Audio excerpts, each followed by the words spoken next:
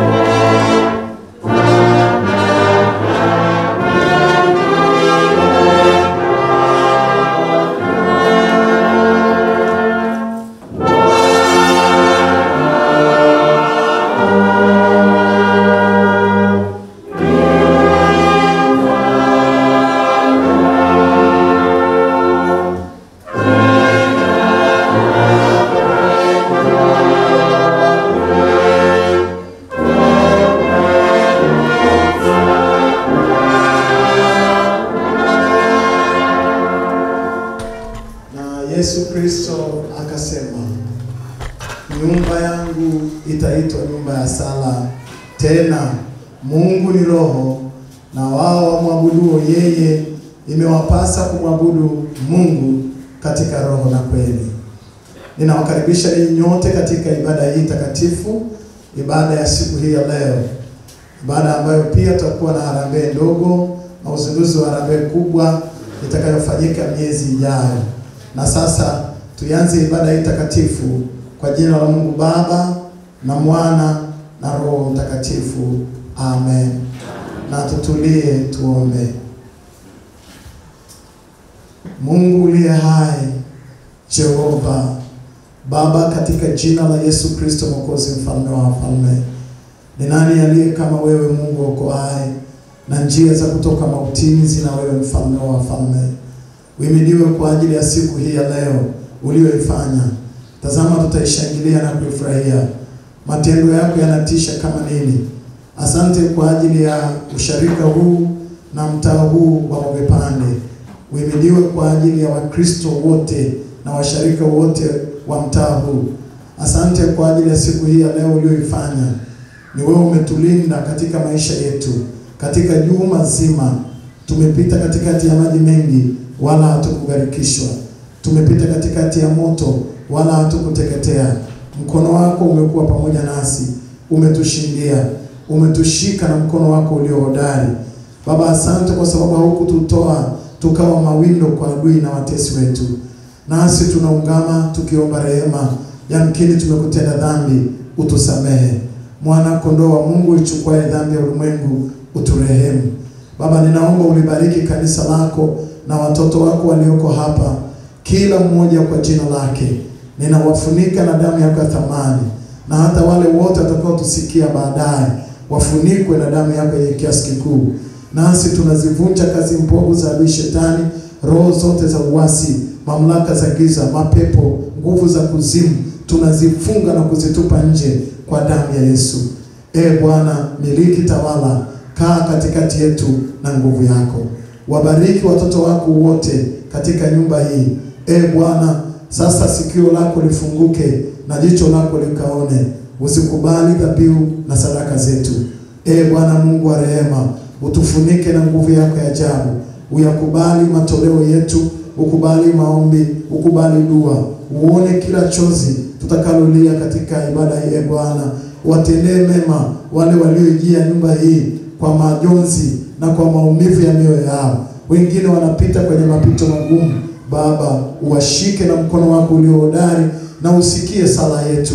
Utubariki sasa sisi na ibada yetu, na uwepo wako utufunike, kwa jina la Mungu Baba na Mwana na Roho Mtakatifu, wote tuseme amen. Amen.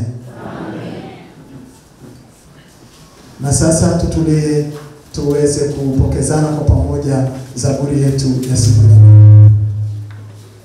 Zaburi ya siku ni zaburi ile ya 119 mstari ule wa 41 mpaka mstari wa 48. Zaburi 119 mstari ule wa 41 na mstari ule wa 48. Tutasoma kwa kupokezana. Bwana, fadhili zako zinifikie mimi, naam, wokovu wako sawasawa na ahadi yako. Nami nitajivunia kwa maana usiliondoe neno la kweli kinywani mwangu kamwe, maana nimezingojea hukumu zako. Nami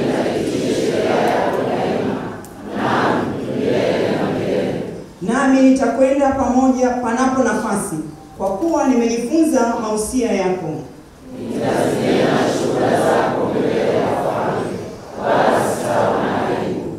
Nami nitajifurahisha sana kwa maagizo yako ambayo nimeyapenda, na mikono yangu nitainulia maagizo yako niliyoyapenda, nami nitazitafakari amri zako. Amen. Washarika, tuketi.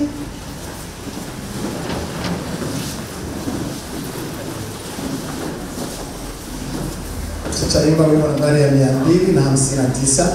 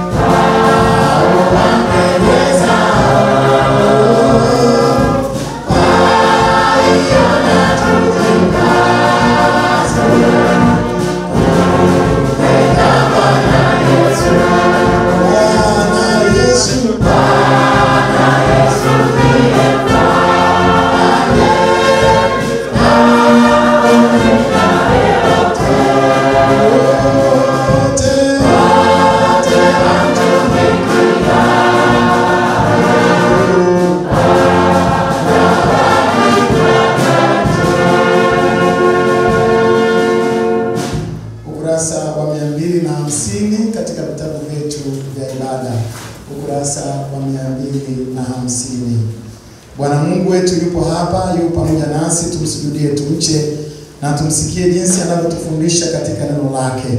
Mpende Bwana Mungu wako kwa moyo wako wote na kwa roho yako yote na kwa akili zako zote na kwa nguvu zako zote, na mpende jirani yako kama nafsi yako. Msaada wetu ni katika jina la Bwana. Wapendwa katika Bwana, Tukisema kwamba hatuna dhambi twajidanganya wenyewe, wala kweli haimo mwetu. Lakini tukiziungama dhambi zetu, yeye ni mwaminifu na wa haki, hata atuondolee dhambi zetu na kutusafisha na udhalimu wote. Kwa hiyo wapendwa katika Bwana, fungueni mioyo yenu, tumuungamie Mungu dhambi zetu. Kiti chako cha rehema na kitazama. Kiti chako cha rehema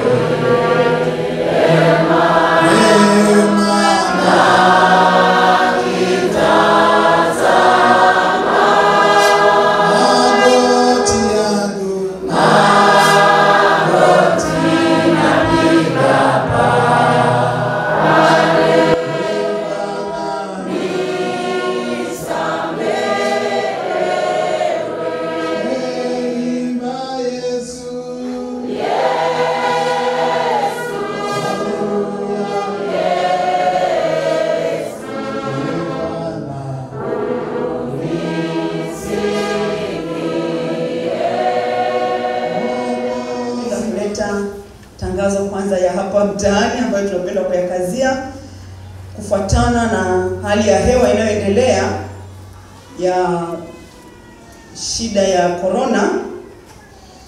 Katikati ya wiki tunasitisha kuwa na vipindi vya mazoezi ya kwaya, mafundisho ya wanafunzi wa Kipa Imara. Tutabaki na ibada ile ya siku ya Jumatano tu na siku ya Jumapili kama kawaida.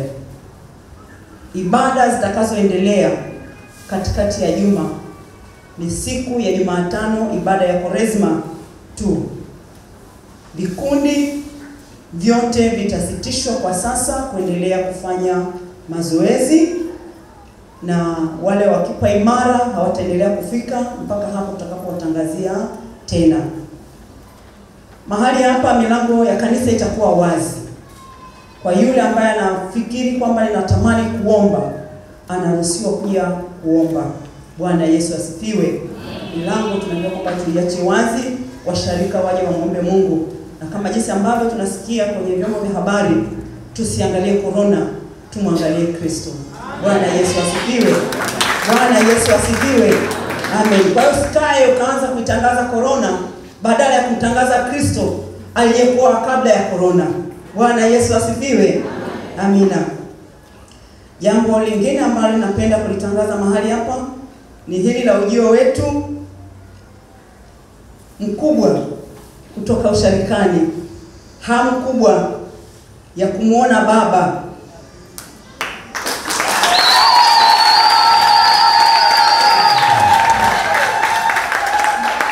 Baba mchungaji, watoto leo wamemuona Baba.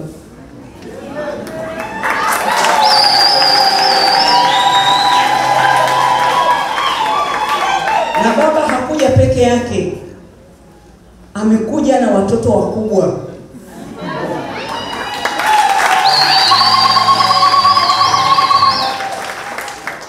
Na Baba kule nyumbani hakuja peke yake, amekuja na mama.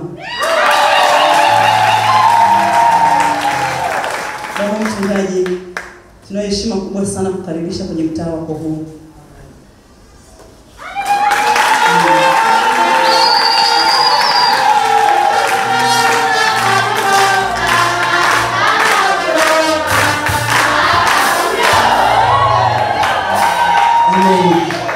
Na Baba atazungumza na sisi wakati ule tutakapomkaribisha kwa ajili ya kuendelea na mahubiri pamoja na salamu walizobeba kwa ajili yetu. Tuliwakwambia kwamba siku ya leo ni siku ya kipekee kabisa ambayo amefika nyumbani kwetu. Siku zote tumeendelea kusema Baba aje, tunakwenda nafasi na shughuli za usharikani jinsi zilivyo nyingi kama jinsi ambavyo nilikuwa naendelea kuambia. Lakini Baba, siku ya leo sifikiri kwamba umekuja kwa akili yako kabisa. Hapa kuna watu ambao mpaka sasa wamejifunga kabisa. Yaani mpaka sasa nimewaambia kwamba anakuja tarehe 22, wakasema hapana, wala hatutajifungua mpaka tumuone, na mpaka akifika tusikie nayo yasema, na mpaka wiki ijayo wanasema Jumatatu ndio tunasema kweli baba alikuja nyumbani.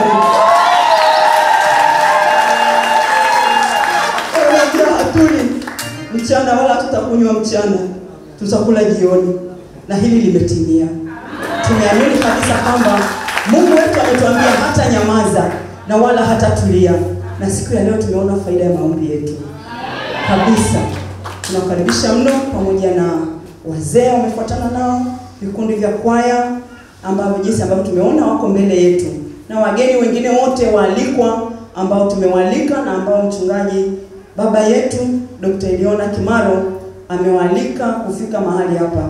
Siku ya leo ni furaha hii, tumeona kwamba tuweke na harambee ndogo kwa ajili ya ujenzi wa watoto wetu. Tunalo darasa moja tu ambalo ni dogo na watoto wetu ni wengi. Tukasema ukawe mwanzo basi siku ya leo baba yetu anapofika nyumbani kutuanzishia mchakato wa kwanza hilo darasa. Na washarika hawa wapo, hawakuja hivyo hivyo. Wamesema wamekuja na kuku, wamekuja na fedha, na mioyo yao wameimimina kwa Bwana kwa ajili ya kazi ya Mungu. Kwa leo tutapokea baraka kwa baba yetu kwa ajili ya kupata msuli mzuri wa kuendelea na kazi njema iliyoko mbele yetu. Bwana Yesu asifiwe. Bwana Yesu asifiwe. Sije wasikia vigelegele, sije wasikia mshangilio, sije wanakuwa kama yuko ndani, kama wanakuwa hadi wanapiga shangwe nyingi. Amen, amen. Asante sana. Na kwa sasa basi nimkaribishe mama yetu ambaye alisema kwamba amekuja, baba amekuja na watoto wengine wakubwa, lakini huyu ni mama yetu, ni katibu wetu wa usharika, ambaye mambo mengi ambayo yanafanyika hapa kutoka usharikani mama anayasimamia vizuri. Tungekukaribisha mama, utupe salamu, tusaidie kutambulisha na wageni wote waliofuatana nao. Karibu sana. Shangilia.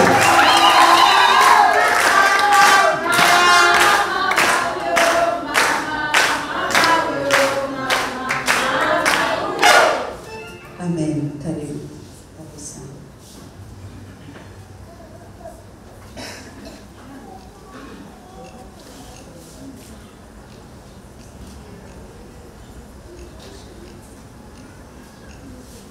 Bwana Yesu asifiwe. Amen. Bwana asifiwe. Amen. Amen. Basi nasi tumejawa na furaha kubwa sana sana sana kuweza kufika hapa nyumbani mwa Bwana. Baba mchungaji Dr. Eliona Kimaro ambaye ndio mchungaji wetu wa usharika wa Kijitonyama na mitaa yake, sisi imekuwa ni furaha sana kuweza kumsindikiza kutembea na baba, asije peke yake. Kwa hiyo baba, naomba niwasimamishe baadhi ya wazee ambao wameambatana nawe kwa ajili ya kazi hii ya Mungu. Naomba msimame tafadhali wazee.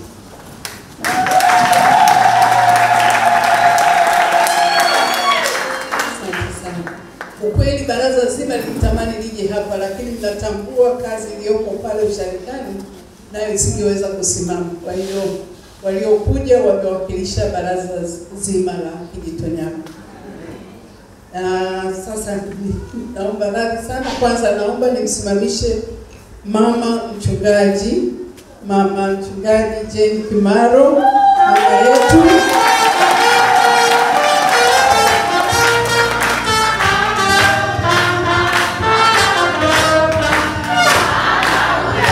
Asante sana. Yeye ndio first lady wetu kwa pale Kijitonyama. Asante sana. Na mchungaji vile vile ameambatana na mwinjilisti Henry Maria. Karibu simama.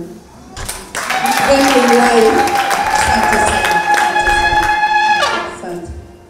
Vile vile mchungaji ameambatana na kwaya ya matarumbeta. Naomba msimame, na yenyewe nayo imekuja sehemu ili baada ya kule iweze kuendelea. Asante. Kwaya yenu ya matarumbeta Kijitonyama na karibia watu 60 huko inaendelea, tunataka 70. Kwa tuendelee kuwaombea. Ninaomba kwaya kuu uweze kusimama tafadhali.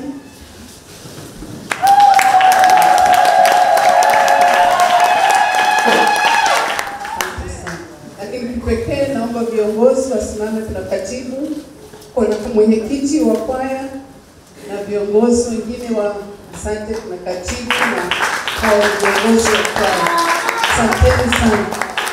Na ninapenda kuwashukuru kwaya zote, kwa kweli wakati wote mmekuwa ni askari imara, kila ambapo baba anawahitaji kutumika, mmetumika kwa haraka hata tukiwapa notice ya muda mfupi. Mungu awabariki sana. Asante. Lakini pamoja na hayo, baba mchungaji, kuna washarika ambao wamewakilisha washarika wengine usharikani. Ninawashukuru sana kwa kuweza kufika mpaka huku. Naomba msimame tafadhali.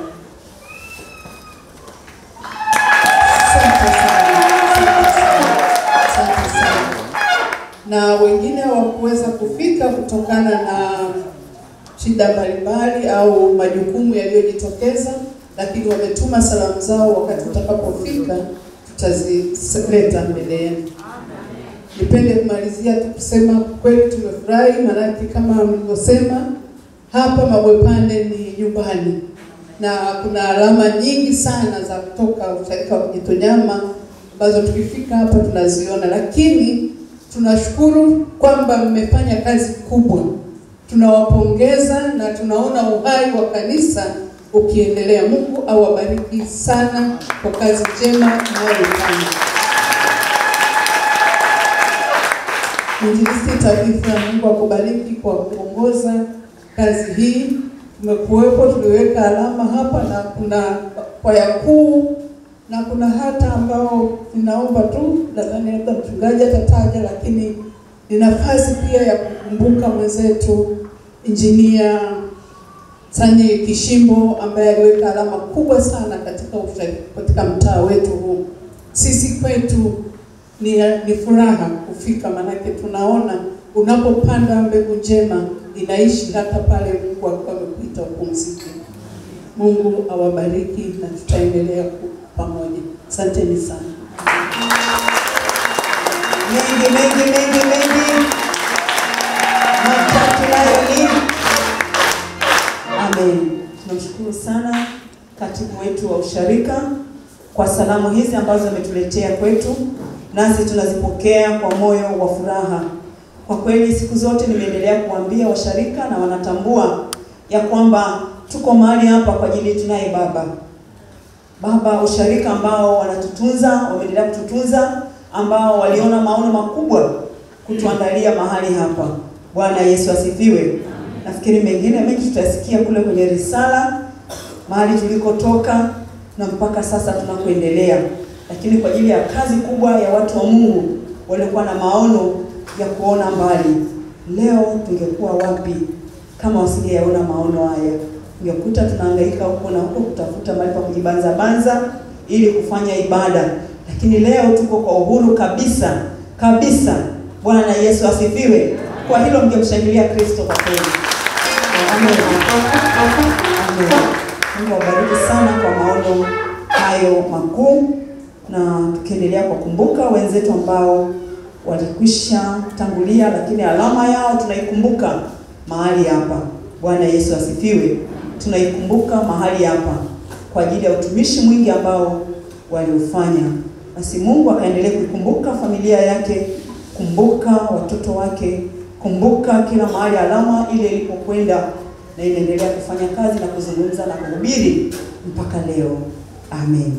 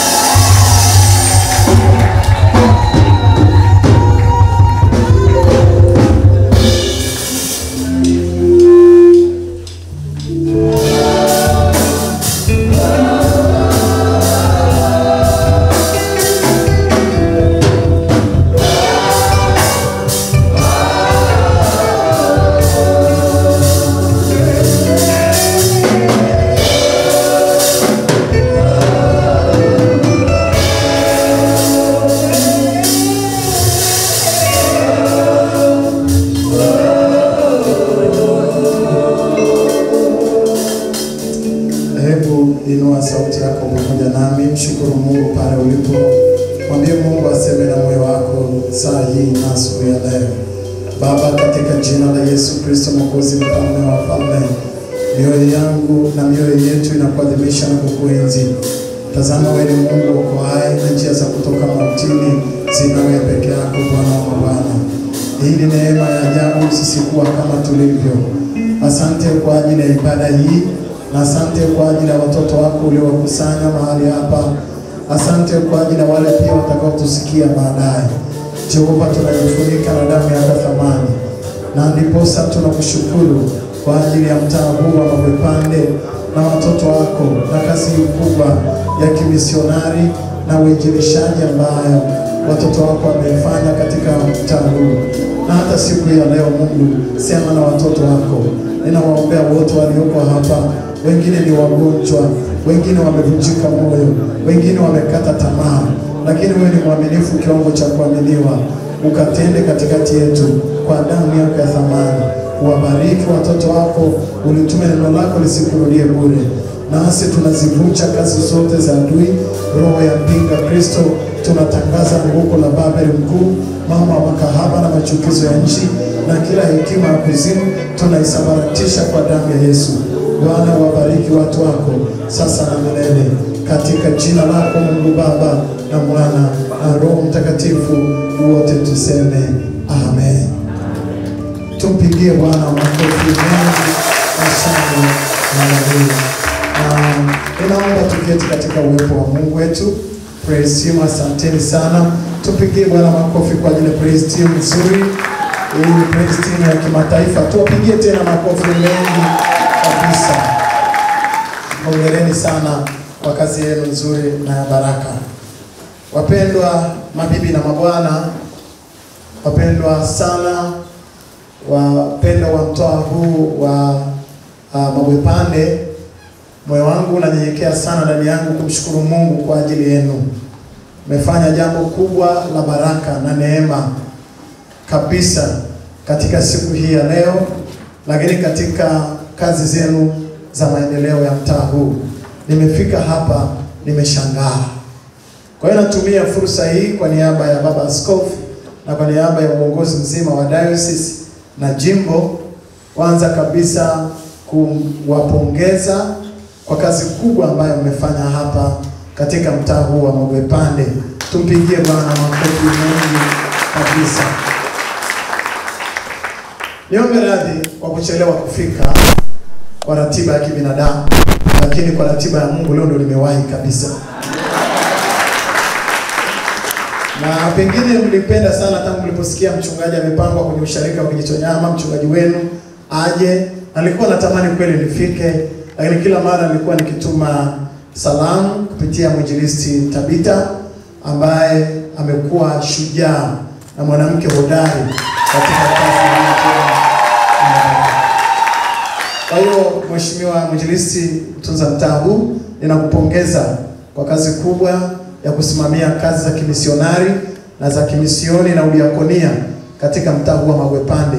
Na kwa kweli tunaona kazi iliyofanyika hapa ni kazi ya baraka. Mungu akubariki na kazi yako ni njema sana. Nikiri tu kwamba leo ni mara yangu ya kwanza kabisa hata kufika Mabwepande. Nilikuwa nisikiaga tu, lakini sikuwahi kujua Mabwepande ni mahali pa heshima kiasi hiki. Mungu anawaheshimisha sana. Nimepita tangu ninapita huko barabarani, miundombinu yenu, hali nzuri mlionayo na ukarimu, na namna ambavyo pia mmetupokea kwa ukarimu. Tunapenda kusema asanteni sana na Mungu awabariki sana. Nilipongeze kipekee sana baraza la mtaa huu pamoja na katibu wa baraza. Mapema kabisa waliponipokea, walinipeleka kwenda kuangalia eneo na maendeleo ya usharika. Na hata nikiwaita usharika msishangae, kwa sababu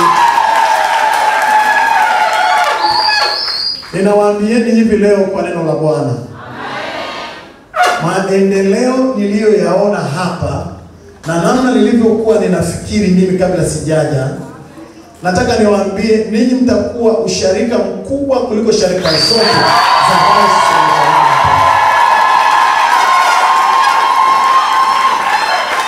kwa sababu Mwalimu Nyerere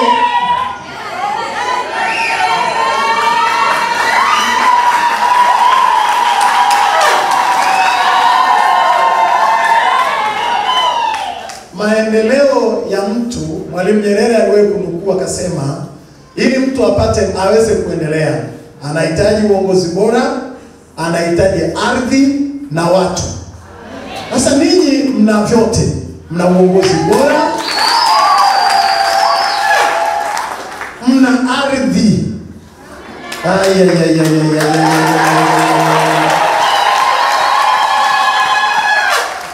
Na ardhi pana mno. Nimetembea eneo lenu leo lote. Na ekari zaidi ya 7 hapa. Mahali ambako ni pathamani mno. Hii ardhi ya sasa, hii ni prime area. Ni eneo maarufu na maalum. Masaki inasubiri kwa hii ardhi. Sasa mimi nilipopokelewa pale, kwanza alipokuwa anaingia dereva sikujua kama mnapakana na barabara hii kubwa. Kwa hiyo wakati anakuja, anaingia naona kule kumefungwa hizo ribbon, nikasema haya sasa mambo ya virusi hivi. Na tahadhari ya homa ya mapafu. Nikafikiria labda sijui ni wapi. Lakini nilipokuwa tu ninaingia nikamuuliza dereva, una hakika kwamba hapa ndipo? Akaniambia hapa ndipo penyewe. My God. Kwa hiyo kwa kweli ninawapongeza sana wapendwa wa Mabwepande, na nimeenda kutembelea ardhi yote mpaka kule chini, kila mahali nimeenda, na tumefanya na maombi tena kipekee kumshukuru Mungu. Kama kuna jambo ambalo Mungu aliwapa kupitia wamisionari wa kwanza waliokanyaga hapa, akiwepo mzee wetu Injinia Kishimbo, my God, ni watu ambao Mungu atawabariki na vizazi vyao na maisha yao, na nimewaombea hata kabla sijafika hapa. Kwa hiyo natumia fursa hii kulipongeza Baraza la Usharika wa Kijitonyama, Dr. Kisiombe na management yako na mabaraza yote yaliyopita, kwa namna ambavyo mliweza kufanya kazi nzuri ya kufikiri, kufanya kazi za kimisionari, na mchungaji aliyekuwepo wakati huo wakaja wakashika ardhi hii. Cha thamani hapa ambacho hakifai kununua tena hapa sasa ni ardhi. Na ardhi hii mnayo na mtafanya mambo makubwa, na ndio maana nimesema ninyi ni usharika mkubwa kuliko sharika zote za Mashariki na Pwani. Kwa sababu mpaka sasa hatuna usharika wenye hekari hizi mlizonazo. Hatuna. Kwa dayosisi nzima. Usharika wenye eneo pana kidogo ni Mbezi Beach. Na wenyewe wana heka 3. Sivyo heka 3.5, asifiki heka 4. Nyie mna 7, mmevunja rekodi.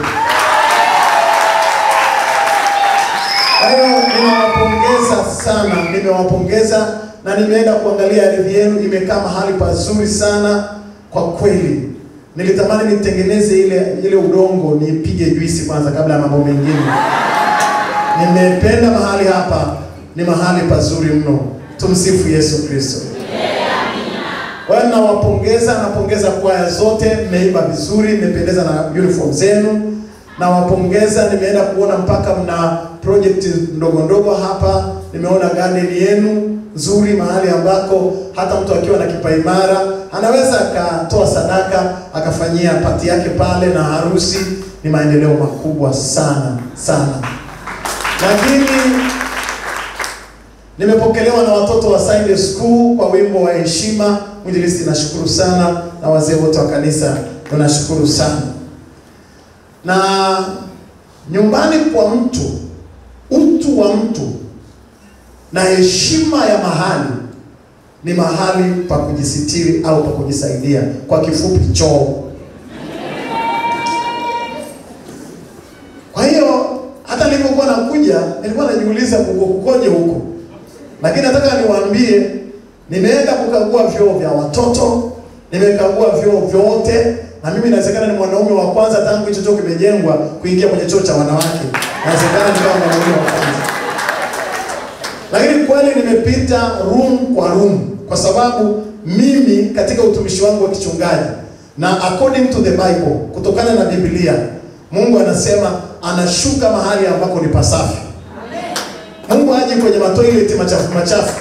Alimwambia Musa, kabla sijaja, waambie wana wa Israeli wahakikishe wamefanya usafi wa choo. Akwambia wafagie mahali pengine, unakumbuka? Aliwaambia wafanye usafi wa toilet kwanza. Mungu hapendi na mahali ambapo hapana choo, hapana upako. I'm telling you sure. Mungu hashuki mahali pa uchafu wa chooni. Kwa hiyo nataka nikuambie, ukiona unaomba maombi yako yajibiwi, angalia pia chooni kwako, nyumbani kwako, pakoni. I'm telling you sure.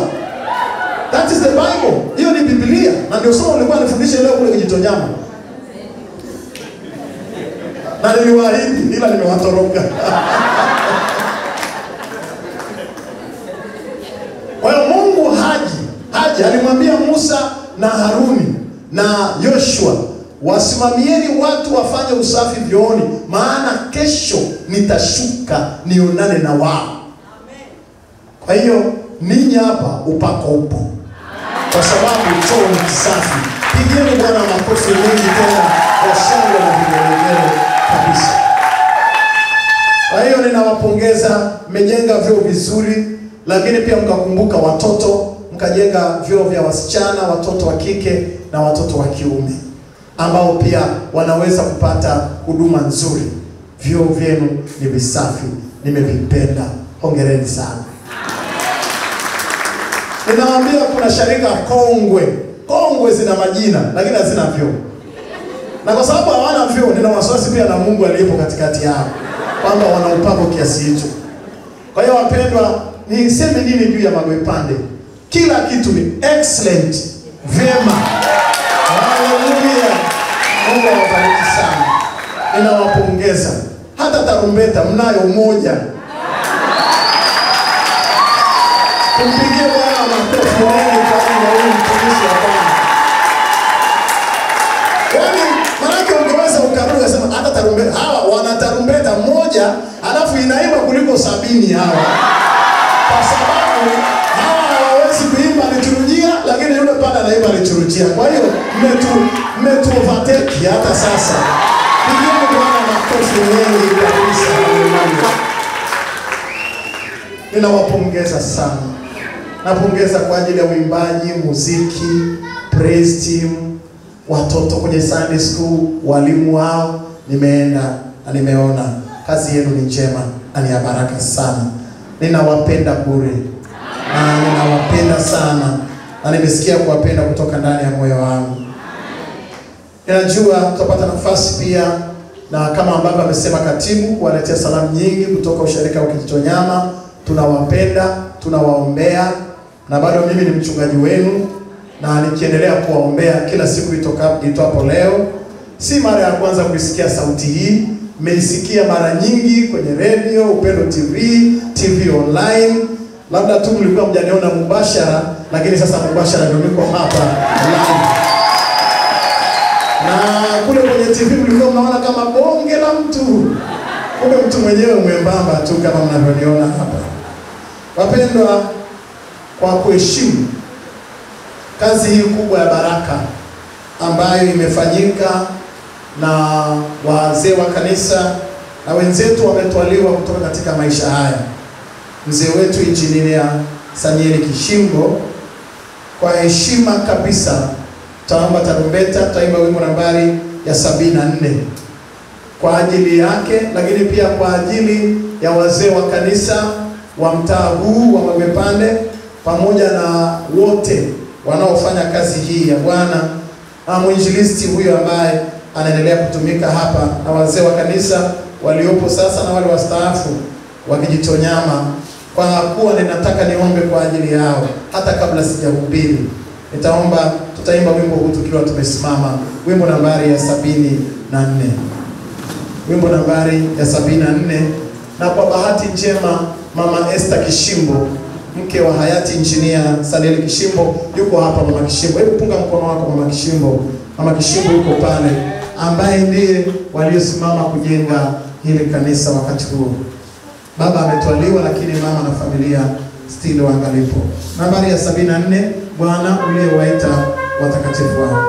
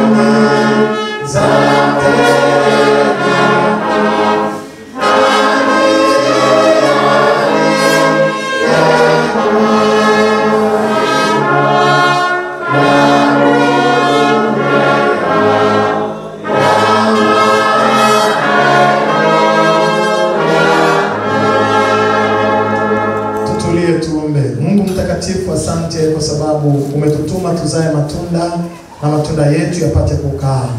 Hapa ninawakumbuka watumishi wako, wachungaji, wainjilisti na wazee wa kanisa waliotutangulia na kazi hiyo kubwa waliofanya.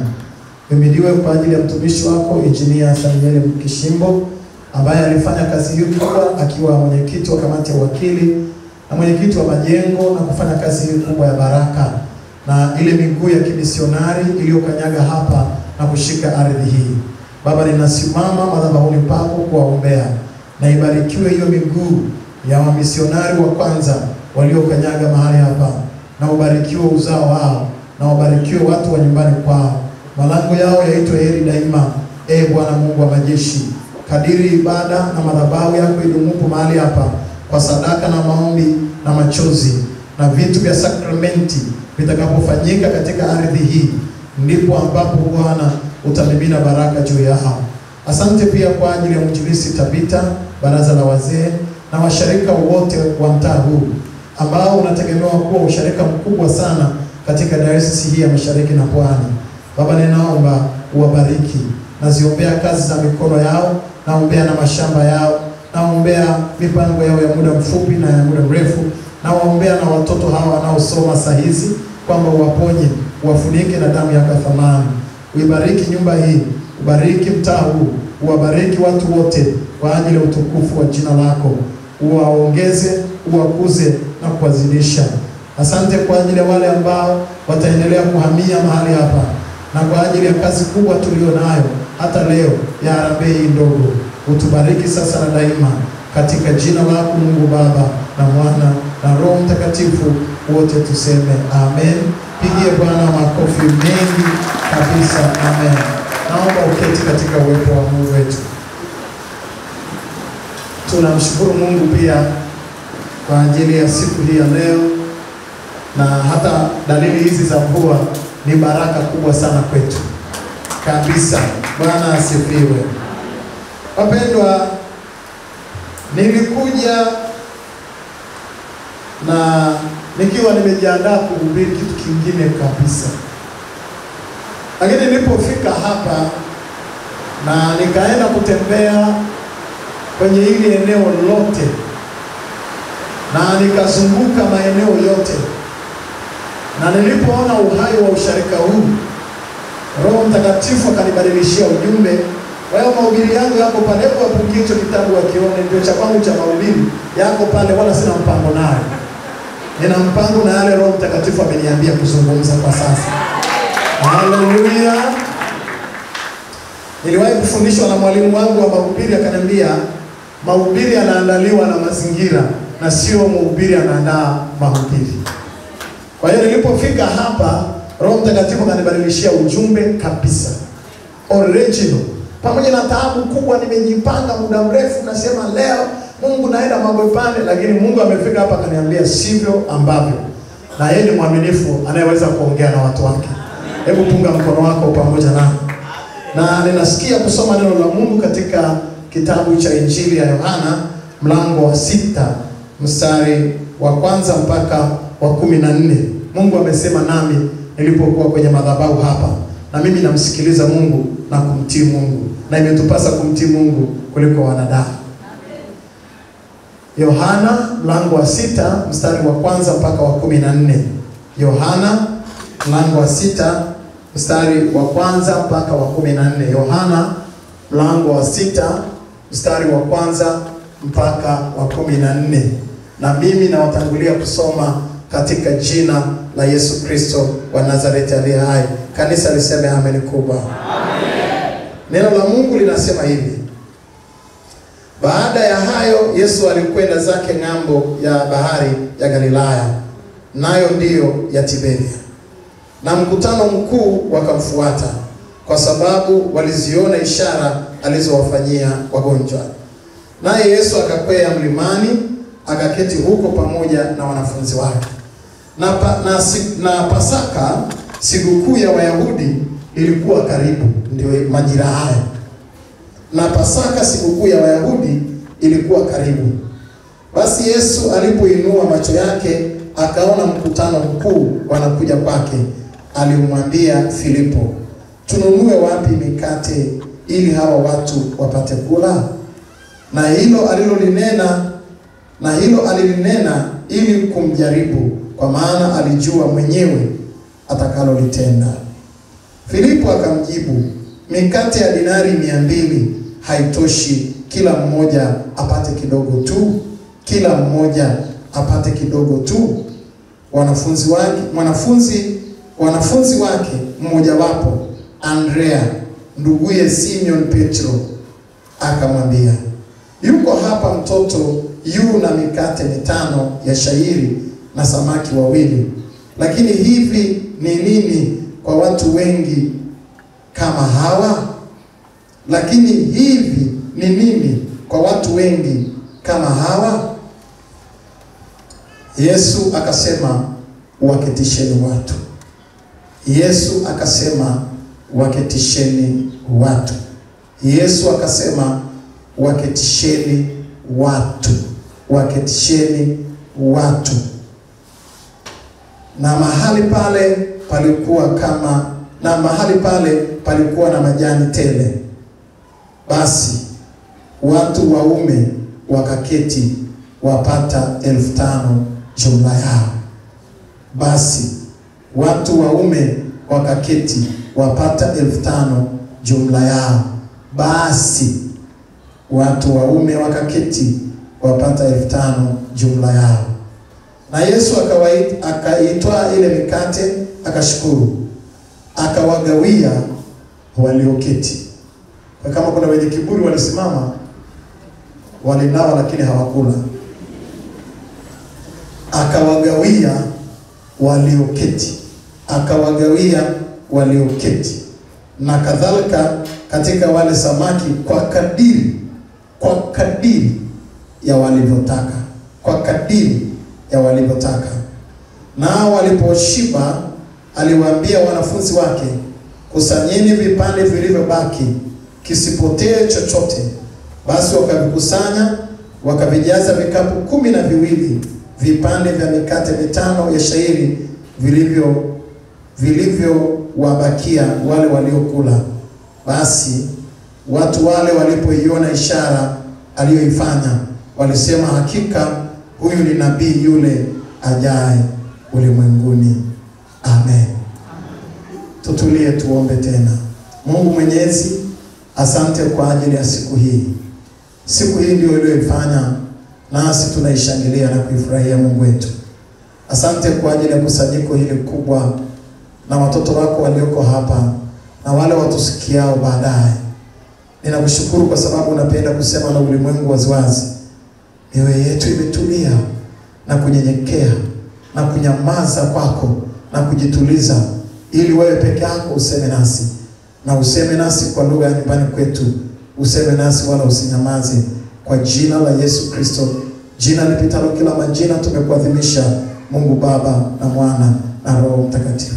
Amen. Wapendwa katika Bwana, kama nilivyosema, Roho Mtakatifu amenipa ujumbe huu hapa madhabahuni pake nilipokuwa nimeketi nikimuuliza Mungu na kumsikiliza. Anajua Mungu atapenda kusema nasi kwa namna anavyopenda iwe leo. Kichwa cha mahubiri ninakipata katika huo mstari wa 10b. Kichwa cha mahubiri katika huo mlango wa 6 mstari wa 10 pale b, Biblia inasema hivi. Labda nisome mstari mzima wa 10. Biblia inasema, Yesu akasema, waketisheni watu. Yesu akasema, waketisheni watu. Yesu akasema, waketisheni watu. Na mahali pale palikuwa na majani tele. Mahali pale palikuwa na majani tele. Kwa hiyo ni rahisi watu kukaa chini. Hapana mavumbi, pana majani tele. Au pana kama ukoka. Kwa hiyo mahali penye ukoka unaweza kukuta watu wanakaa bila kuhitaji mkeka au kanga au vitu vinavyofanana na hivyo.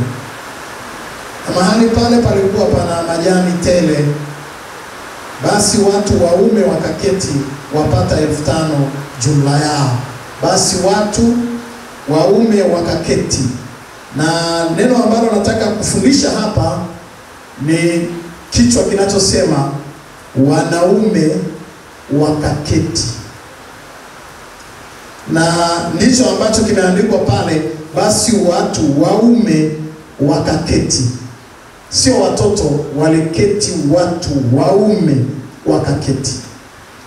Na kwenye Biblia za Kichaga cha Vunjo Parana, jamani Wachaga tuna Biblia, si tu kwamba kuna mabaa peke yake, na Biblia zipo. Katika Kichaga chetu cha Marangu kwa lugha ya mama, my mother tongue, inasema katika huo mstari unaosema basi watu waume wakaketi, wapata watu 5,000. Kwa lugha ya kwetu inasema hivi: kiasi yangu naho wasoro wakaramia, wasoro shiku shitanu. Nimependa kusema hivyo kwa sababu nikizungumza kwa lugha ya Kiswahili haileti ile cream. Kiasia naho wasoro wakaramia. Ndipo Biblia inasema basi wanaume, watu waume wakaketi. Napenda kuzungumza kidogo hapa mambo yaliyobeba msingi wa siku hii ya leo. Na ni kwa nini leo tuko hapa katika harambee ndogo, uzinduzi wa harambee kubwa itakayofanyika miezi ijayo, kama ambavyo tumezungumza na baraza la wazee wa mtaa huu wa Mabwepande. Lakini kichwa cha habari ambacho mtakumbuka siku zote, hata nikiwa mzee, nikiwa mkongwe, lakini mtakumbuka tu Mchungaji Kimaro alipokuja kwa mara ya kwanza kwenye mtaa wetu alisema hivi: wanaume wakaketi.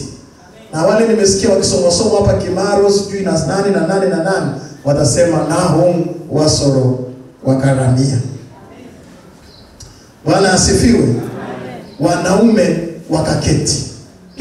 Hicho ndicho kichwa changu ambacho ninafundisha.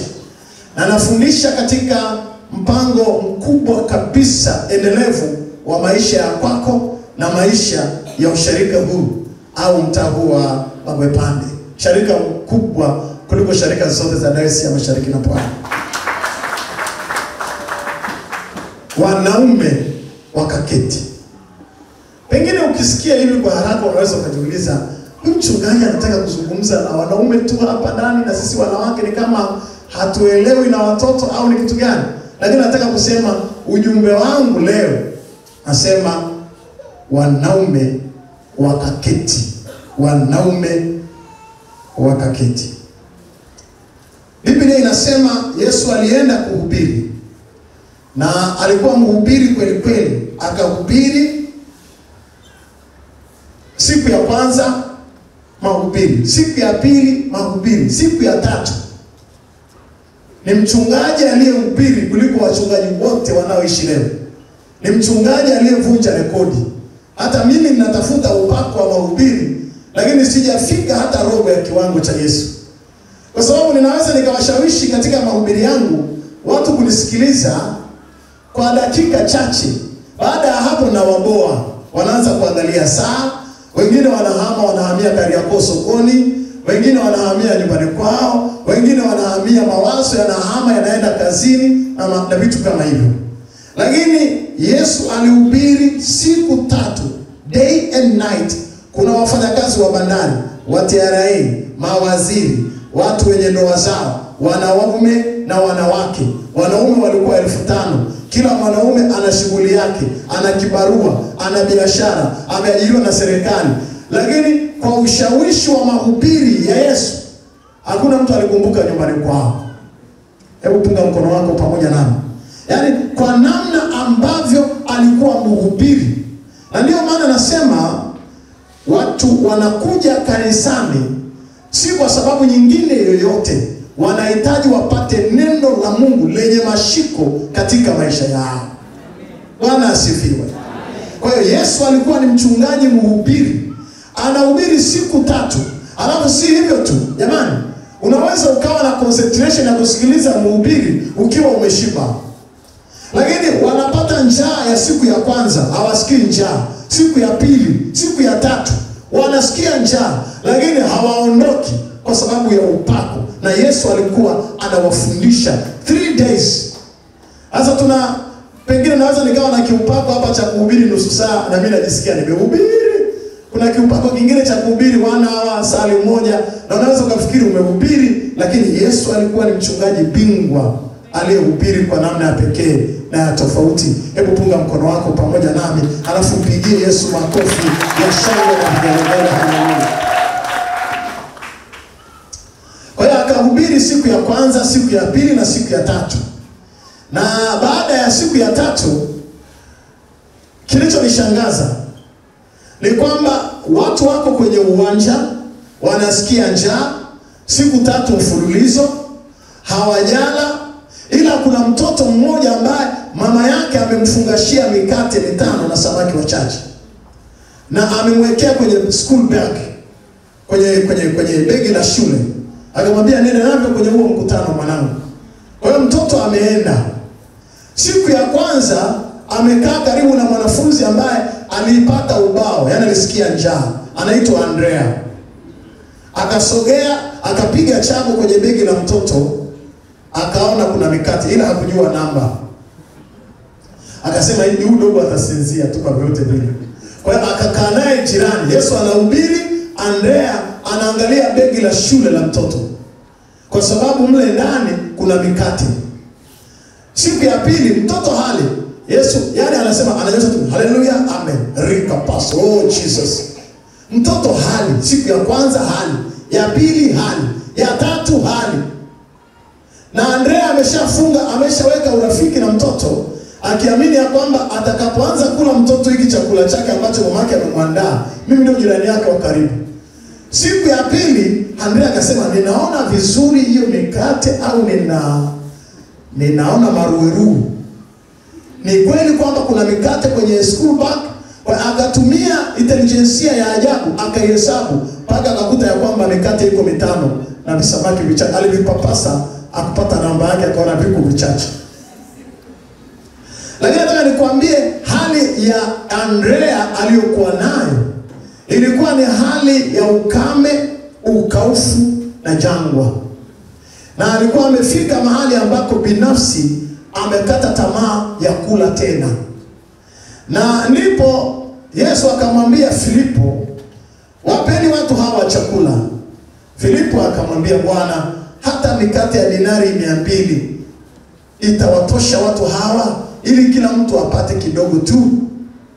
Alafu Filipo akamwambia Andrea akamwambia, shughuli tulionayo hapa sio ndogo. Mwambie Yesu awaage mkutano. Vitu vilivyoko hapa ni vichache na mimi nimeviangalia, ni mikate 5 na samaki wachache.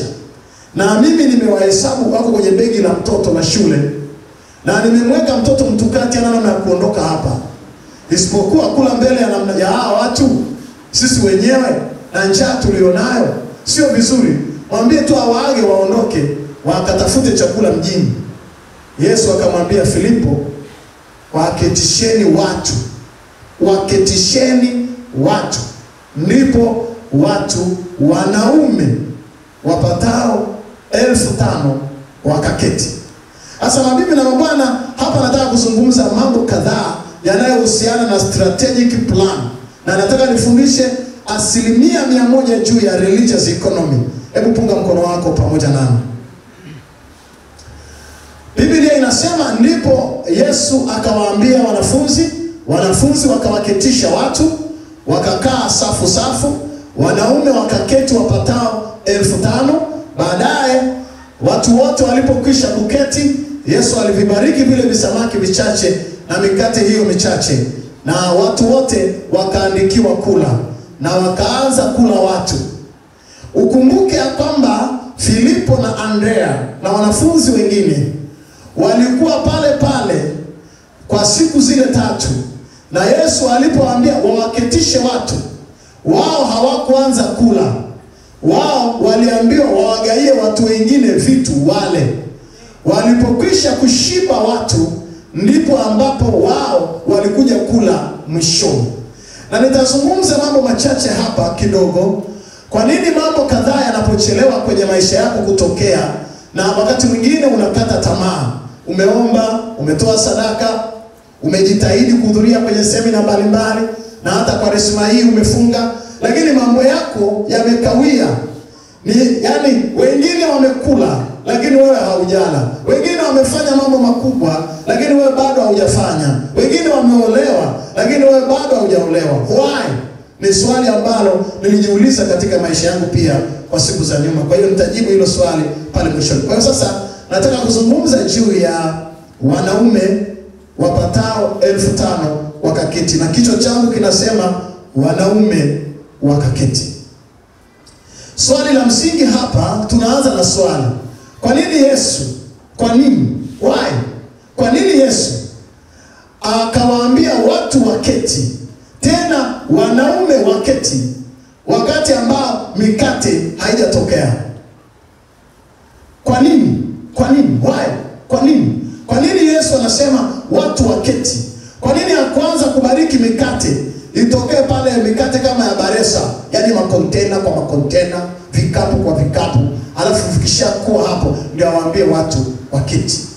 Lakini nataka nifundishe juu ya sheria ya asili, the law of nature, sheria ya asili ya mambo ambayo unataka kufanya kwenye maisha yako. Acha nikwambie, watu wengi sana wanataka kujenga, wanasubiri mpaka wakusanye fedha kwenye account zije. Sema nikiwa kama na milioni 5 hivi nitaanza. Wengine wanataka kufanya mambo makubwa ya project kwenye maisha yao, wanasubiri kiwango fulani cha fedha kwenye account yao ndipo waanze. Mungu hayuko hivyo. Mungu hayuko hivyo. Mungu ni Mungu wa strategic plan. Anaangalia kwanza ni mahali gani pana demand. Mungu anafanya kitu kwenye religious economy tunasema demand and supply. More demand, more supply. If there is no demand, no supply at all. Kazi ya Mungu duniani na kazi ya mwanadamu duniani ni kutengeneza demand. Kama ukitengeneza demand, ujue ya kwamba Mungu atahakikisha ya kwamba ameleta vitu vinavyohitajika kulingana na uhitaji uliotengeneza. Kama hauna mahitaji na ukajaribu kutengeneza mahitaji kidogo, Mungu atakupa kulingana na mahitaji yako kidogo uliotengeneza. Nimekuwa nikifundisha kila mara na kurudia kila mara, lakini nilipofika hapa nimeona niseme tena, ili labda wengine walioko hapa na wale wanaotusikia baadaye watakaotufuatilia kwenye TV online waweze kupona juu ya sheria ya asili ya maisha na mitazamo ambayo Mungu anatazama kwenye maisha yetu. Na unajua Biblia inasema watu wangu wanaangamizwa kwa kukosa maarifa. Kwa hiyo kuna maarifa ambayo hatuna kwenye maisha yetu ya kawaida, na ndio maana wakati mwingine tunafika mahali pa kutokufanya mambo makubwa kwenye maisha yetu kwa sababu tunasubiri mpaka akaunti ijae. Na niko hapa mheshimiwa mwinjilisti pamoja na baraza lako la wazee kukuambia kwamba mambo ambayo mnataka yafanyike katika mtaa huu wa Magwepande sio kusubiri muongezeke, sio kusubiri fedha zijae benki. Anzeni sasa. Oh my God, my Lord. Hallelujah. Bwana asifiwe. Amen. Narudia tena kusema kuna makosa makubwa ambayo umewahi kufanya kwenye maisha yako. Una mambo makubwa unataka kuyafanya, isipokuwa hujathubutu kuanza, unasubiri kwanza. Wengine unasubiri mpaka mpate ufadhili kutoka Marekani, wengine unasubiri mpaka upate zali la kimentali, wengine unasubiri mpaka mcheze kamari. Kuna wengine ambao mnasubiri mpaka pengine sijui nipate mtu wa kunisaidia. Yaani kuna vitu vingi tu ambavyo unapaswa kuvifanya, lakini umeweka subira kwenye maisha yako. Yaani umesubiri. Na wengine wanasubiri mpaka akaunti zijae. Yaani kuna watu wengine ambao wanasubiri mpaka wapate kiwango fulani cha fedha ndio waanze kufanya project mbalimbali kwenye maisha yao. Kibiblia na kwenye sheria ya asili duniani haiko hivyo. Kitu cha kwanza ni kutengeneza demand. Yesu aliwaambia kabla sijabariki mikate wanaume waketi.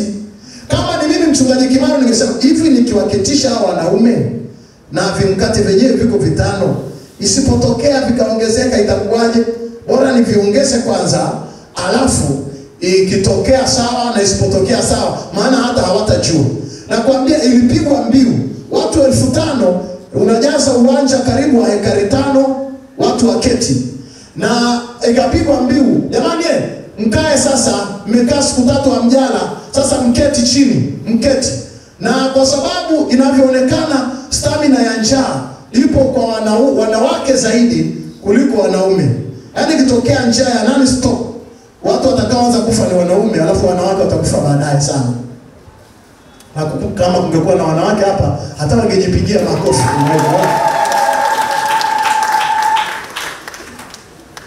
Sasa Biblia inasema wakaketi wanaume 5,000 kabla mikate haijatokea ya makontena. Hapo unazungumza juu ya makontena, wanaume 5,000 walioketi.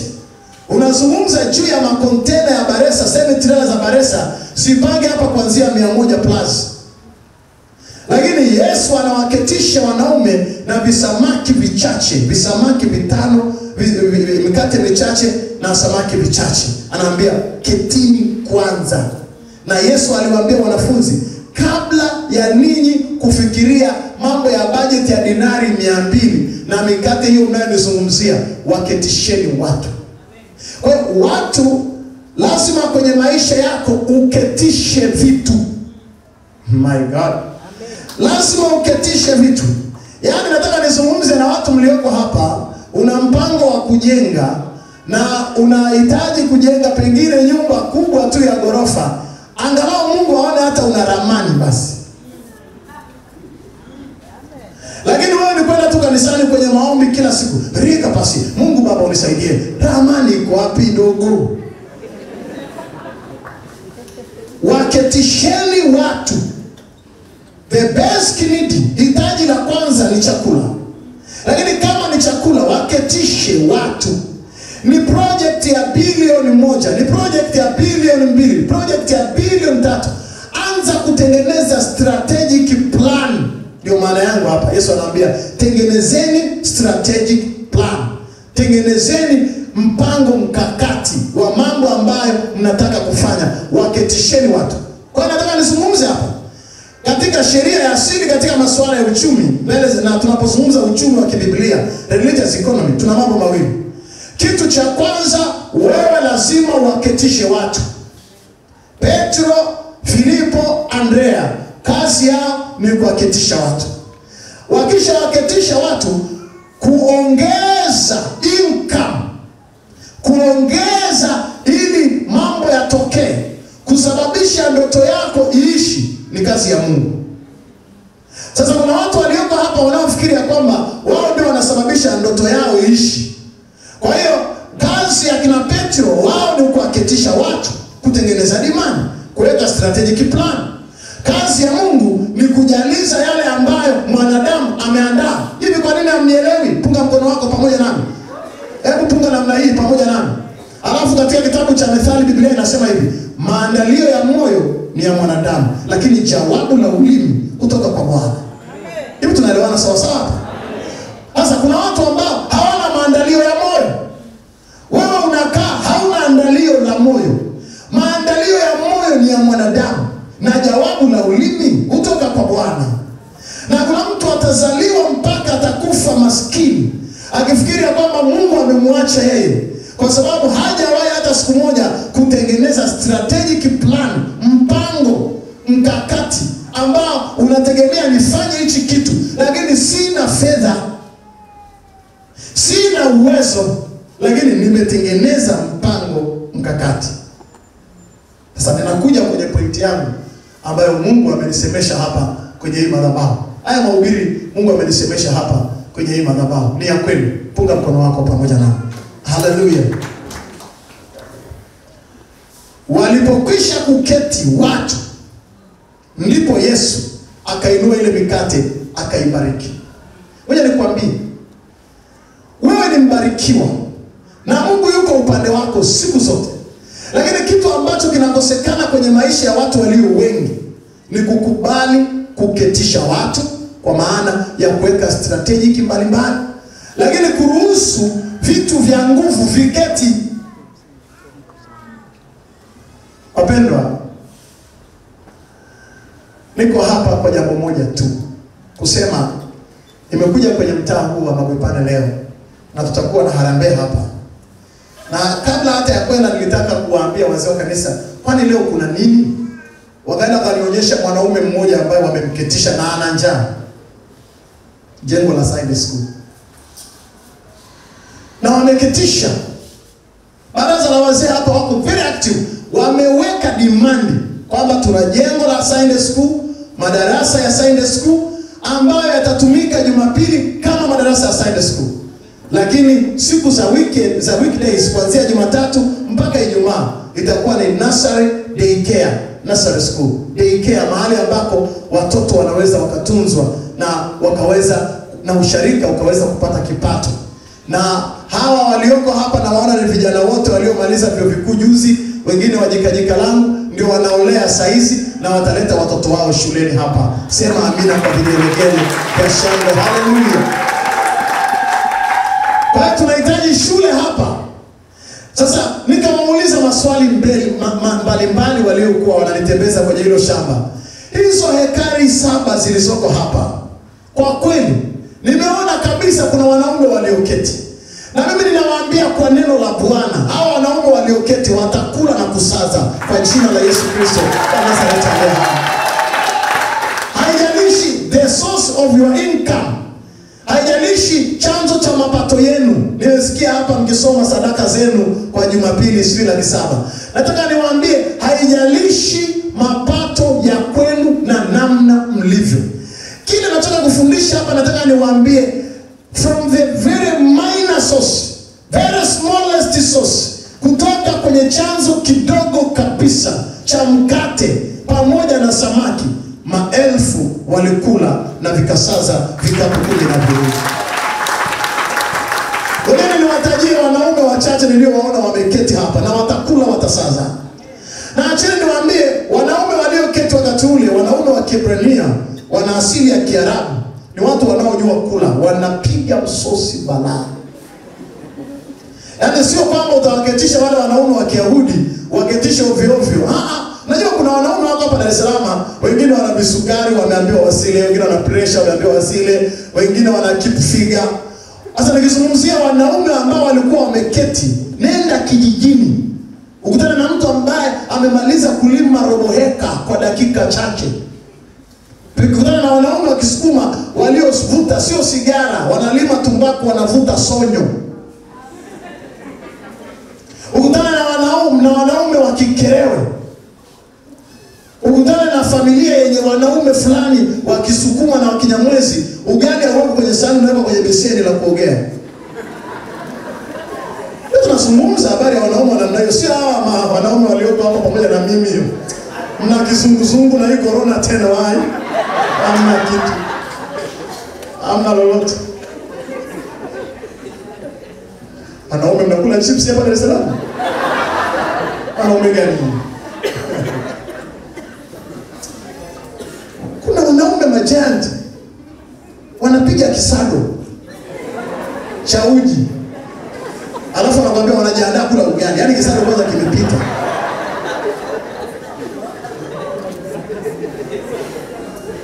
Mimi naenda vijijini huko. Yaani mama anapiga kwanza uji kisado, unaleta kwanza, mzee anatafuta appetite yani. Wanaume wa Kimasai, wanaume wa Kisukuma, wanaume wa Kinyamwezi, wanaume wa Kichaga walioko vijijini wanaofanya kazi, anayetembea kilomita kadhaa. Wanaume aliyekuwa anaweza kukata mti mkubwa. Kulikuwa hakuna masemi, kulikuwa hakuna hizi simtenki zamani. Je, Wachaga mnafahamu? Ni mamiti makubwa yenye upana kama hiyo pulpit hapo. Upana wa zaidi ya hapo. Mwanaume mmoja anachukua shoka. Acha na wanaume vilibaki vya makapi viko huko duniani. Anaona wana ndevu tu kama stili waya, wana ndevu kama za kambale hapa kitu. Wewe niwaambie style ya wanaume ambao nazungumza hapa. Wale sawa sawa. Mnaona hii mimbara hapa? Miaka ya zamani huko Kilimanjaro kulikuwa kuna mamiti yanaota mtoni mapana, hata mkifika watu 7 mkishikana mikono hamwezi kumaliza hiyo round. Huko Mbeya, Iringa, Kilimanjaro, Arusha, maeneo hayo ya uyoevu. Sasa mwanaume mmoja alikuwa anaweza kukata mti kama huu kwa kutumia shoka. Tunaelewana sawa sawa? Yaani watu walishakufa, nyie ni mabaki. Ni kama vile katuni fulani tu mpo hapa. Sikiliza nikwambie, anakata huko mtoni huo mti, anamaliza, anaukata vipande vipande, alafu anaanza kutoboa hapa kwa mkono mpaka linatokea pipa linaloweza kuingia debe 20, debe 30, debe 50 za mbege. Wanaume wa namna hiyo mzee wetu walishaisha. Umebaki wewe na ndevu zako kama za kambale.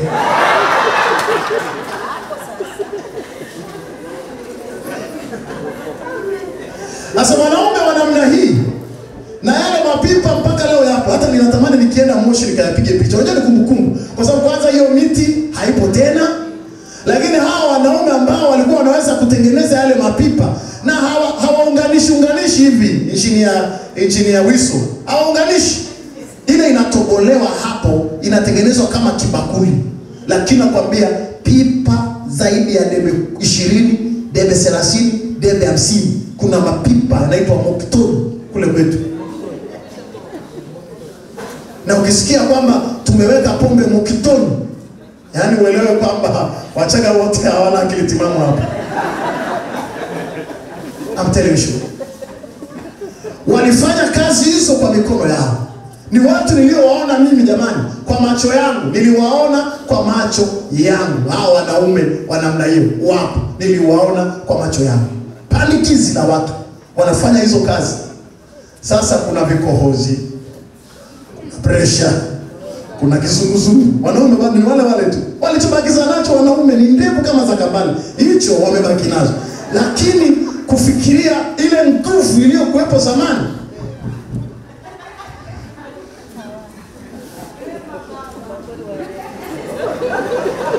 Kwa hiyo nikizungumza juu ya wanaume walioketi na kuomba tafadhali uhamishe mawazo yako. Sio kumwangalia mume wako ambaye hawezi kumaliza uji kibakuli kimoja. Yaani tafadhali. Tena amepewa masharti na daktari asile sana. Hiyo habari uondokane nayo. Sasa ngoma kama hii inayotoboa hapa na ndani ya wiki moja amekumalizia huo mti, anaukata, anatengeneza mapipa, anaweza katoa mapipa mpaka mapipa 10 kwenye mti mmoja na anaweza kuyatoa na anaweza kuyauza. Na yalikuwa ni mapipa na mpaka kesho hajawahi kutoboka, yangalipo mpaka kesho. Hebu punga mkono wako pamoja nami. Sasa ni wanaume wa design hiyo. Hebu tumpigie Mungu makofi mengi ya shangwe. Sasa nazungumza nini hapa? Nataka kuzungumza hapa, nataka kusema hivi. Ukubwa wa wanaume hao, walaji wa kiasi hicho, wenye capacity kubwa na wenye vijispesi. Sio wewe kwenye tumbo lako una hata kijispesi, saa zote una kichefu-chefu. Hawa walikuwa na vijispesi. Alafu Yesu anawaambia mkae.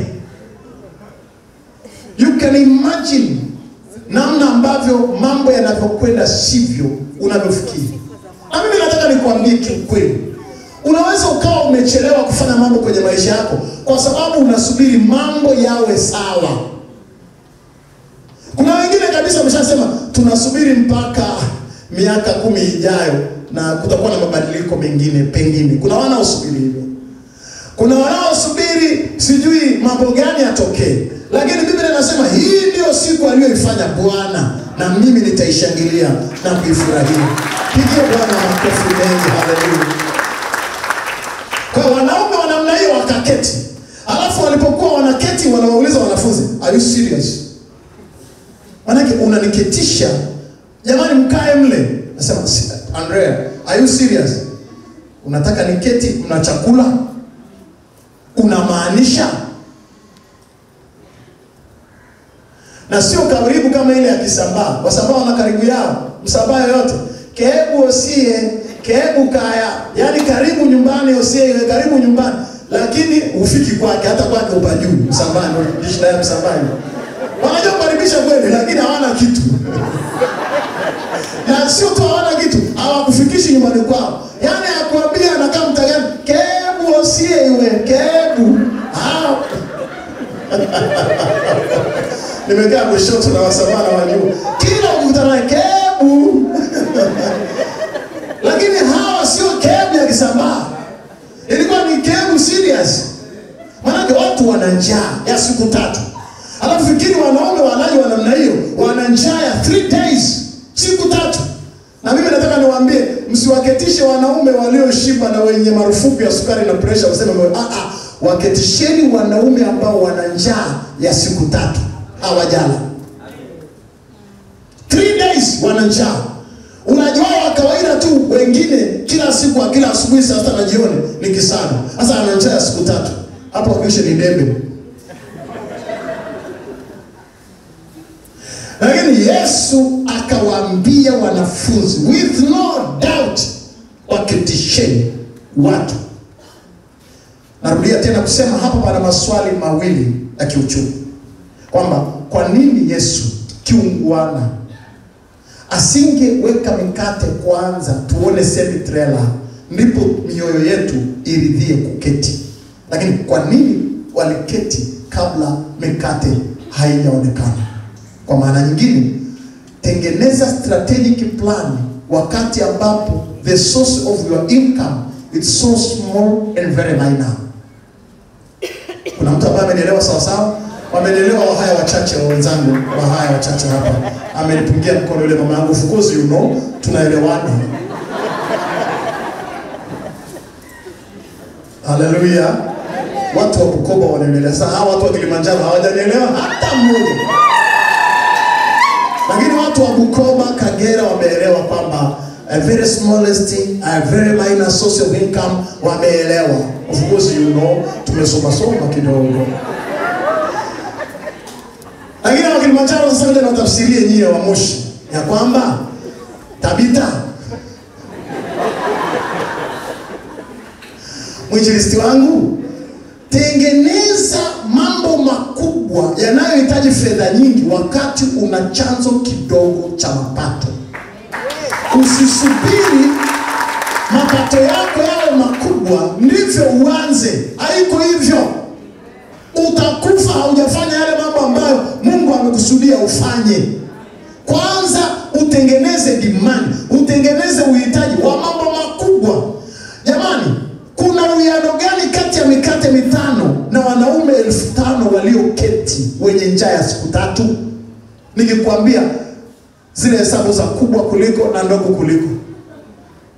Nikikwambia tathmini ya haraka.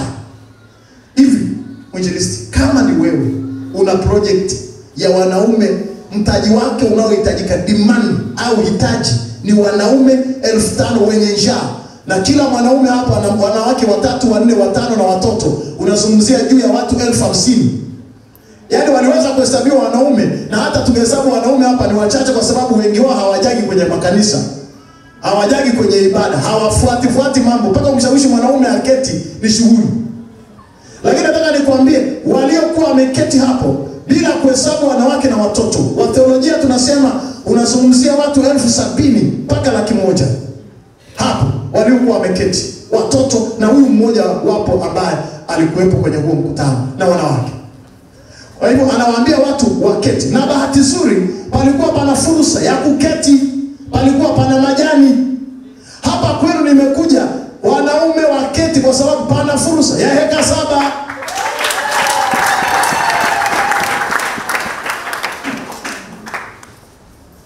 Yesu anasema wanaume waketi, lakini pana majani ya wao kuketi. Sasa mimi nimeona ya kwamba kwenye maisha ya kwako wewe kuwa mzima na kuwa na pumzi, huo ni mtaji mkubwa kuliko mitaji mingine yote duniani. Hayo ni majani tele. Wengine mmefanikiwa na kusoma, mmesoma. Hayo ni majani tele. Wengine Mungu amewajalia na viungo vyenu vyote, sio walemavu. Hayo ni majani tele. Wengine mmejaliwa, Mungu amewapeleka, mmekuwa mpaka na global knowledge, mmesafiri nje ya nchi. Hayo ni majani tele. Sasa kwa nini hauketishi wanaume? Wanateo kuna corona, nikikwambia mtikise idara yako mwambie kwa nini hauketishi wanaume, lakini mtikisani. Leo kuna kutikisa damu zako. Hebu punga mkono wako pamoja na swali langu nalokuuliza mpaka leo, mbali unajua leo nazungumza juu ya usharika, lakini pia lazima nizungumze na maisha yenu binafsi, kwa sababu msipobarikiwa ninyi hatuwezi kuwa na usharika strong hapa, lakini mimi mkibarikiwa ninyi ndio usharika. Halo. Kwa hiyo na mimi sio miongoni mwa wachungaji nakwambia toeni sadaka. Sina mpango huo. Sina haja ya kuambia utoe sadaka. Natakiwa kukufundisha maisha yako binafsi. Ukishaenda kupata utamkumbuka Mungu wako kwenye madhabahu. Kwa jina la Yesu Kristo. Haleluya. Kwa nataka nikwambie kuna mambo gani? Kuna mambo gani? Hebu mgeukie jirani yako tusimshike. Lakini mwambie una mambo gani uliyoyapanga kwenye maisha yako mpaka leo? Makubwa. Asimwambie mambo madogo, makubwa. Mwambie nataka mambo makubwa ambayo yanatofautiana na kipato chako. Jamani, narudia tena. The source of income, kipato kilichokuwepo kwenye hilo jambo ni mikate 5 na samaki wachache. Lakini project ni wanaume 5,000 walioketi. Ukijumlisha na wanawake na watoto, unazungumza juu ya watu 20,000, 50,000, 70 mpaka 100,000. Lakini wanahitaji kupokea kutoka kwenye the very smallest income. Sasa income yako iliyo ndogo, kwa nini haijawahi kufanya maajabu kwenye maisha yako? Kwa nini haujawahi kusimama na watu wengine na wao ukaitwa mbarikiwa? Kwa sababu umedharau maisha yako kama huna kitu. Na kwa sababu haujawahi kuwaketisha wanaume wakaketi chini. Wewe kuanzia leo nakuomba ununue diary yako na uanze kuandika mambo makubwa ambayo unataka uyafanye. Hivi tunaelewana sawa sawa hapa? Lakini si tu kuandika kama kasuku, na kuanza kwa makusudi ya kwamba sasa nitafanya hiki, nitafanya hiki, nitafanya hiki. Wapendwa, ninawaambia kwa neno la Bwana ya kwamba yale ambayo tunazungumza kwenye madhabahu hii, bahati nzuri tumeyapractice wengine na tumeona matokeo yake. Na mwingine anaweza kufikiri wewe ni Freemason, ni mchawi, umetoka kafara. Hakuna Freemason. Umejua tu sheria ya asili na mpango wa Mungu kwenye maisha yako. Hivi kuna mtu ambaye ananielewa sawa sawa, anipigia Jehova hapa. Na tangu leo ni marufuku. Ukiwa unaangalia the source of your income, unataka kufanya kitu. Nakwambia, utaanza kuchanganyikiwa kwa sababu unaingia chumbani na kimshahara chako. Pengine ni mwalimu, au ni nesi, au ni daktari, au ni mwanajeshi, au ni mfanyabiashara, au ni mchungaji kama mimi, au ni mwinjilisti kama mwinjilisti Tabita. Na kimshahara wetu tunavijua mwinjilisti wangu. Unaketi hapo, unaanza. Nilikuwa nimeshalipa ada, watoto wakae huko. Mwinjilisti mmoja amefuata kusoma na ndio mchungaji baada nimejia. Nimelipa ada. Nimepeleka watoto wangu 3 chuo kikuu. Nimelipa 4, 3, wengine 3 wako secondary school boarding, na wengine wajukuu zangu wako pia boarding, 2 si 5. Alafu bahati mbaya sana corona. Ona mapafu imekuja, wamerudi wote. Wanaanza hapa tena sana haitoshi ya mchele kwa siku moja. Wamerudi wote hapa nyumbani. Kwa hiyo nilikuwa sina mpango wa chakula, nilikuwa nategemea mwana nakaa hapa na mama, lakini sasa budget imerudi kwangu. Na wale wengine ambao mna watoto wengine ni wadogo kama wale wa kwangu, ukirudi wameshakata waya friji, mwite fundi, wameshavunja koki, wameshavunja sinki, yani shughuli yao. Na wanalala kweli. Wanauliza kama siku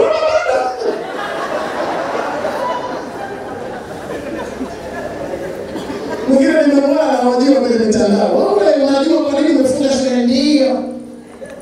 Kwa sababu gani? Kuna corona. Corona nini? Mkate wa kumimina.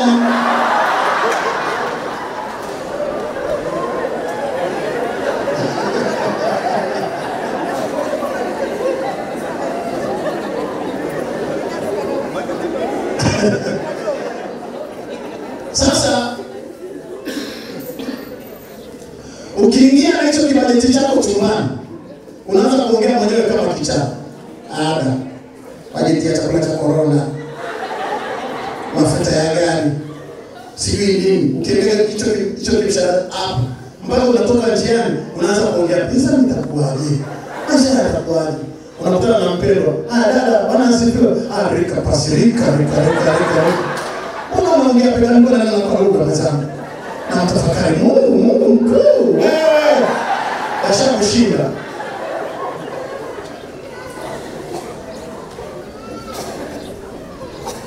Sasa nataka nikwambie hivi. Kama Yesu angekaa sema wanaume pale huko. Wanaume pale ule pale. Wanawake wale pale. Watoto.